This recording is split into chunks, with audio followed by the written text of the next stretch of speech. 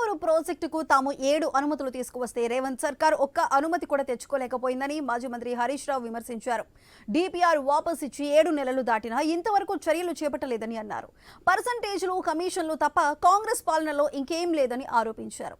SLBC కుప్పకొలిందని, check డ్యాంలను బాంబులు పెట్టి పేల్చారని అన్నారు. కృష్ణా నీళ్లను తాకట్టు పెట్టారని హరీష్ రావు విమర్శలు గుప్పించారు.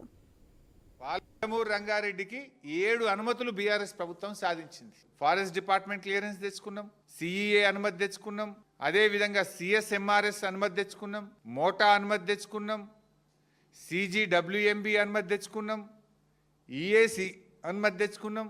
ఇవన్నీ 90 టీఎంసీలకు మేము పాలమూరు రంగారెడ్డికి ప్రతిపాదనలు పంపి దాదాపు 7 అనుమతులు బీఆర్ఎస్ ప్రభుత్వం సాధించింది.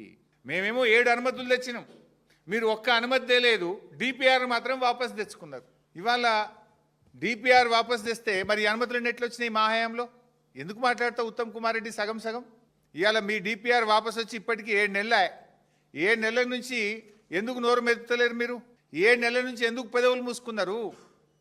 2 సంవత్సరాల కాంగ్రెస్ పాలనలో ఒక్క అనుమతి కూడా ఎందుకు తేలేదు? త్రాగునీటి అవసరాలు ఉన్నాయి. ఈ 45 చాలని ఎట్లా రాస్తే ఉత్తరము? Why are you compromising? ఎవరి డైరెక్షన్? చంద్రబాబు గారి డైరెక్షనా? ఎవరి డైరెక్షన్తో నీటి కేటాయింపులు తగ్గించారు? గతంలో కూడా కృష్ణా నది మీద ఉన్న ప్రాజెక్టులు ఆంధ్రాకు అప్పచెప్తే ఆనాడు కేసీఆర్ గారు గర్జించి నల్లగొండ సభ పెడితేనే కదా తోక ముడిచి మళ్ళీ అసెంబ్లీలో తీర్మానం చేసిండ్రు. రేవంత్ రెడ్డి కమిషన్ల కోసం దీన్ని పక్కన పెట్టి నారాయణపేట కొడంగల్ లిఫ్ట్ పెట్టి ఇలా కమిషన్ల కోసం కక్కుర్తి పడతా ఉన్నాడు.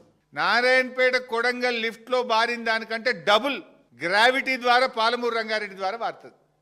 దాంట్లో 5 లిఫ్ట్లు. దీంట్లో ఉత్తదే కాలువ తవ్వుతే కాలడ్డం పెడితే నారాయణపేట కొడంగల్లో 2.5 లక్షల ఎకరాలకు నీళ్లు పారుతాయి.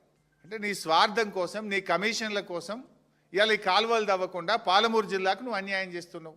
90 టీఎంసీలు కేటాయిస్తూ ఇది కేసీఆర్ గారు ప్రభుత్వం ఇచ్చిన జీవో. ఇదేమో 45 టీఎంసీలు చాలు అని ఉత్తమ్ కుమార్ రెడ్డి ఢిల్లీకి రాసిన ఉత్తరం. 45 చాలు అని ఉత్తరం రాసిన ఢిల్లీకి. 45 చాలు, మా డిపిఆర్ని అప్రైజల్ చేయండి అని సిగ్గు లేకుండా ఈ రాష్ట్ర ప్రయోజనాలను దెబ్బతీస్తూ ఢిల్లీకి ఉత్తరం రాసిండు ఉత్తమ్ కుమార్ రెడ్డి, రేవంత్ రెడ్డి. తలకాయ ఎడబెట్టుకుంటారు ఇప్పుడు మీరు. మేము ఉత్తరమే రాయలేదన్నావు కదా, ఇది మీరు రాసిన ఉత్తరమే, సంతకం మీదే ఉత్తమ్ కుమార్ రెడ్డి గారి సంతకం నీది కాదా?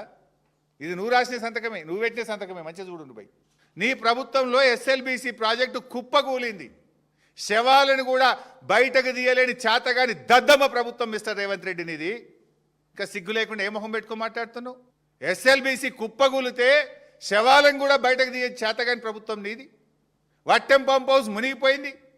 చెక్ డ్యాములు బాంబులు పెట్టి పేలుస్తుంటే ఇవాళ వరకు ఎఫ్ఐఆర్ లేదు, ఎంక్వైరీ చేయవు నువ్వు.